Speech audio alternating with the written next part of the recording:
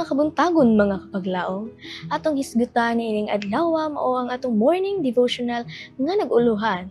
Ang iyang mga kredensyal ug ang atong teksto makita sa Juan 5:39 nga nag-ingon, "Kamo nagasusi sa mga kasulatan kay nagahuna-huna man kamo nga pinaagi niini makakaplag kamo sa kinabuhing dayon. Ngani kini mao ang nagapanghimatuod mahitungod kanako." Ang hapin sa libro ni E.F. Bruce nagaingon diha kang Hesus nga saad napamatuod ang tugon na bag-o. Ang mga panagna natuman, ang balaod na bindikar, ang kaluwasan napahiduol, ang sagrado nga kasaysayan nakaabot sa sangkoanan niini. Ang hingpit nga sakripisyo gitanyag o gidawat, ang dakong saserdote ibabaw sa panimalay sa Dios, naglingkod sa tuo nga kamot sa Dios. Ang manalagna nga sama kang Moses gibanhaw, ang anak ni David naghari, ang gingharian sa Dios giinugurahan. Ang Dios wala maghangyo kanato sa pagtuo nga walay pamatuod. Si Jesus maghisgot sa mga saksi nga nagmatuod mahitungod kaniya. Si Jesus ang mag-uuna. Ang kaugalingong mga milagrosong nga buhat ni Jesus ang pagpamatuod sa Amahan.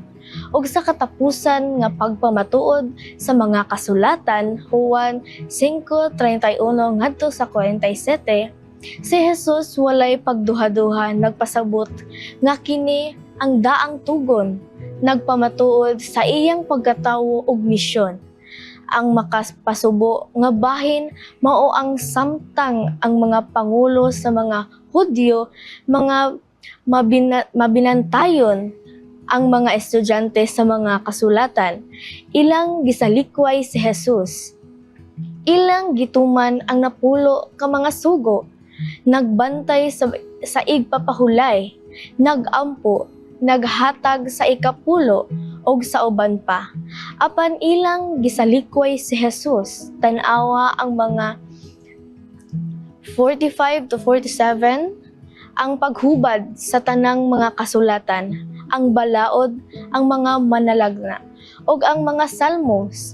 Sa kahayag si Jesus ug sa iyang sakripisyo sa adunay walay katapusang mga sangputanan sa balaan nga kasulatan nga makagagahom sa pagtudlo kanimo ngadto sa kaluwasan pinaagi sa pagtuo kang Kristo. Jesus, 2 Timoteo 3:15. Ang Biblia nagtudlo kanato kang Jesus isip atong bugtong paglaom, kasiguraduhan, kapuli, sakripisyo, hataas nga saserdote. Hari, Ginoo ug manluluwas, si Jesus mao ang atong tanan sa tanan. Pinaagi lamang kaniya nga kita adunay kinabuhi nga walay katapusan. Ang matagwali og pagtuon sa Biblia kinahanglan nga sakan sentro sa krus ni Jesus. Ang sakripisyo ni Kristo ingon nga usa ka pagtabon sa sala mao ang dakong kamatuoran sa palibot niini pagpundok ang tanan uban sa mga kamatuoran aron masabtan og hiyoon sa husto. Ang matag kamatuoran sa pulong sa Dios kinahanglan tun-an sa kahayag ang nagagikan sa krus sa Kalbaryo. Gapahayag ko sa inyo nga atubangan nga dako halangdon nga bantayog sa kaluoy ug pagbag-o, kaluwasan ug pagtubos ang anak sa Dios nga gibayaw sa krus. Kini mao ang patukuranan sa matag hisgutanan nga ihatag sa atong mga ministro. Mag-ampo ta mga kapaglaom. Labing balaan tagiyaka sa tagsa-tagsa nga kinabuhi. Gidayeg o gipasalamatan. Ginoo, dako among kalipay niining takna sa kabuntagon nga anian usab kami nagatuon sa imuhang balaang kasulatan.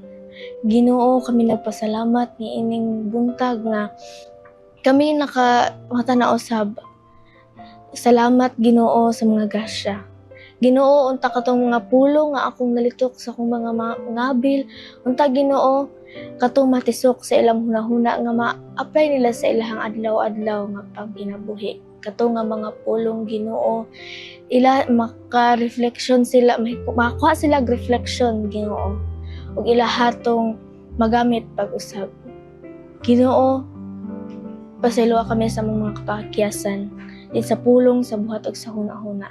Kini akong gisalig ug lauman nga madawat sa ngalan ni Jesus. Amen.